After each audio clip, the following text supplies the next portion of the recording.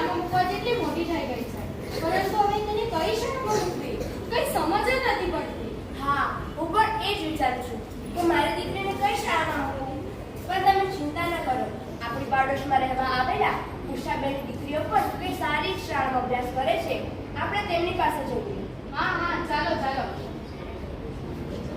અરે આવો આવો, આજે તો બંને સાથે સ્કૂલે પડ્યા ને. બેસો બેસો.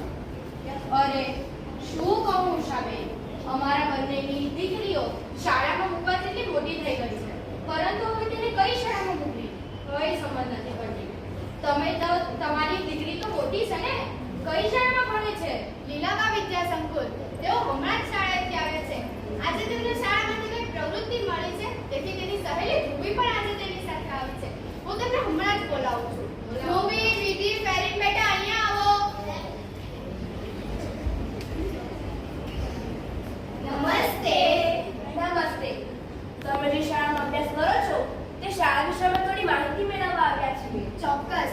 અમારી શાળામાં શિક્ષણની સાથે સંસ્કારો અને શિસ્ત પણ શીખવવામાં આવે છે. અને અમારી શાળામાં ઘણી બધી પ્રવૃત્તિઓ કરવામાં આવે છે, જેમ કે નાટકો, પ્રયોગો અને ઘણી બધી સ્પર્ધાઓ પણ કરવામાં આવે છે. આ ઉપરાંત અમારી શાળામાં રમતોત્સવ, આનંદ મેળો, રાત્રિ રોકાણ, વાર્ષિકોત્સવ, શૈક્ષણિક પ્રવાસ જેવા કાર્યક્રમો પણ રાખવામાં આવે છે. અને અમારી શાળામાં રોબોટિક્સ ખંડ, કોમ્પ્યુટર ખંડ, પુસ્તકાલય વગેરેની પણ સુવિધાઓ છે.